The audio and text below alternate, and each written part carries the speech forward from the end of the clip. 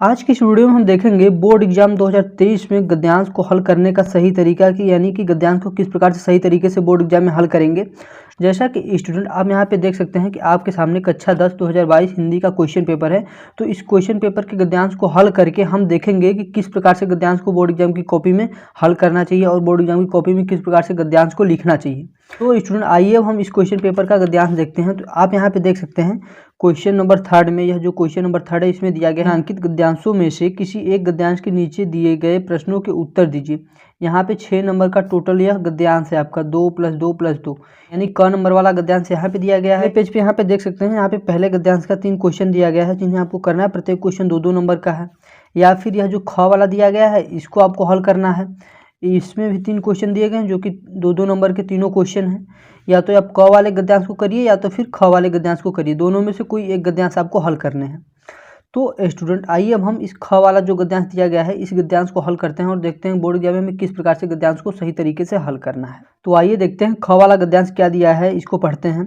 कुसंग का ज्वार सबसे भयानक होता है, यह केवल नीति और सद्वृत्ति का ही नाश नहीं करता बल्कि बुद्धि का भी क्षय करता है। यहाँ तक आप देख सकते हैं कि रेखांकित लाइनें की गई हैं। उसके बाद आगे पढ़ते हैं। किसी युवा पुरुष की संगत यदि बुरी होगी तो वह उसके पैरों में बंधी चक्की के समान होगी जो उसे दिन दिन अवनति के गड्ढे में गिराती जाएगी, और यदि अच्छी होगी तो सहारा देने वाली बहू के समान होगी जो उसे निरंतर उन्नति की ओर उठाती जाएगी।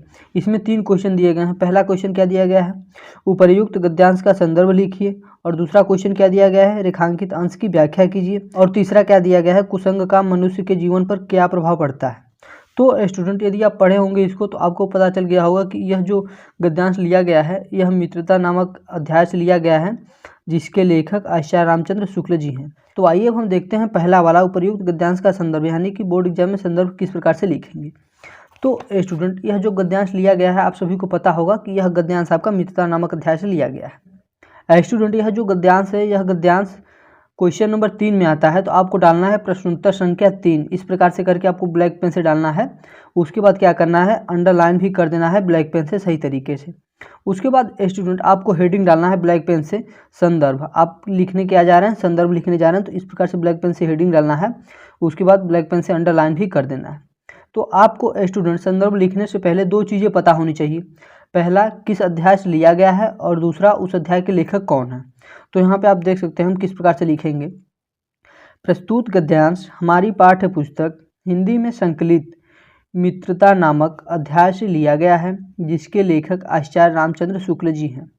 तो स्टूडेंट यहाँ पे देख सकते हैं यह जो अध्याय का नाम है हमने ब्लैक पेन से लिखा हुआ है, यानी कि हाईलाइट किया हुआ है। उसके बाद जो लेखक का नाम है उसको भी हमने ब्लैक पेन से लिखा हुआ है। तो स्टूडेंट आपको क्या करना है, जो भी अध्याय का नाम होगा और जो भी लेखक का नाम होगा आपको ब्लैक पेन से लिखना है ताकि वह चीज़ें हाईलाइट हों।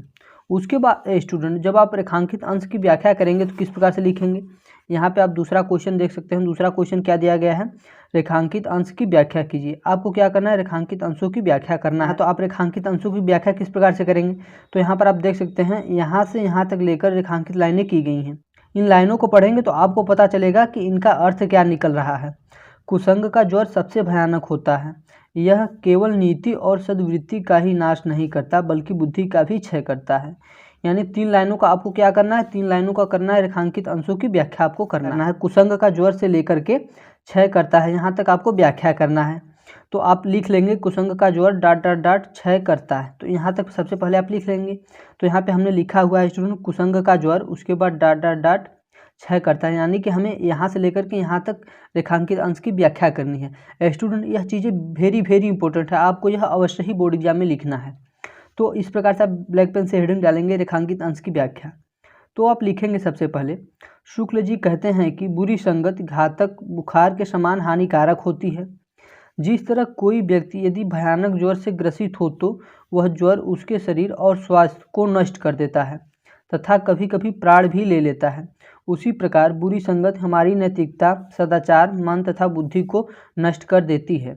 तो इस प्रकार से आपको क्या करना है, रेखांकित अंश की व्याख्या को लिखना है प्रॉपर तरीके से, जिससे कि स्टूडेंट यदि 2 नंबर का है तो 2 नंबर आपको फुल मार्क्स मिले। उसके बाद स्टूडेंट इसमें हम तीसरा क्वेश्चन देखते हैं। तीसरा क्वेश्चन आप देख सकते हैं क्या है, कुसंग का मनुष्य के जीवन पर क्या प्रभाव पड़ता है। यह भी क्वेश्चन आपका 2 नंबर का। जब आप यह गद्यांश पढ़ेंगे तो आपको आंसर पता चल जाएगा कि इस तीसरे वाले क्वेश्चन का आंसर क्या होगा। तो स्टूडेंट आइए देखते हैं इसका उत्तर क्या होगा।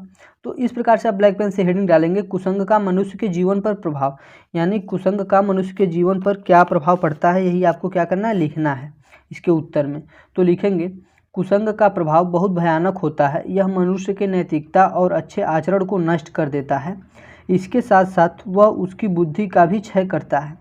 तो इस प्रकार से क्या करना है स्टूडेंट, तीनों क्वेश्चन का आंसर आपको देना है, जिससे कि स्टूडेंट बोर्ड एग्जाम में आप 6 में 6 नंबर अवश्य ही गेन कर सकें। तो स्टूडेंट यहाँ पे तीनों क्वेश्चन 2-2 नंबर के हैं, जो कि हमने 6 नंबर का क्वेश्चन हल कर लिया। स्टूडेंट यदि आप इस प्रकार से बोर्ड एग्जाम में कॉपी लिखते हैं, यानी कि प्रॉपर तरीके से हेडिंग डाल के उसके बाद लाइनिंग करके इस प्रकार से यदि आप बोर्ड एग्जाम में गद्यांश को हल करते हैं, तो स्टूडेंट बोर्ड एग्जाम में 6 में 6 नंबर आपको अवश्य ही मिलेंगे। इस प्रकार से आपको बोर्ड एग्जाम में गद्यांश को हल करना है और प्रॉपर तरीके से उत्तर लिखना है। जिस तरीके से स्टूडेंट यहाँ पे कॉपी लिखी गई है, इस प्रकार से आपको प्रॉपर तरीके से बोर्ड एग्जाम की कॉपी भी लिखनी है, जिससे कि आपको बोर्ड एग्जाम में अच्छे मार्क्स मिल सके। सो स्टूडेंट यदि आपको किसी और भी टॉपिक पे वीडियो चाहिए तो नीचे कमेंट बॉक्स में कमेंट करें, ताकि मैं उस टॉपिक पे वीडियो बना सकूँ। स्टूडेंट वीडियो अच्छा लगा हो तो वीडियो को लाइक करें, चैनल पे नए हैं तो प्लीज़ चैनल को सब्सक्राइब कर दें, ताकि मेरे आने वाले सभी वीडियो का नोटिफिकेशन आप सभी को मिल सके।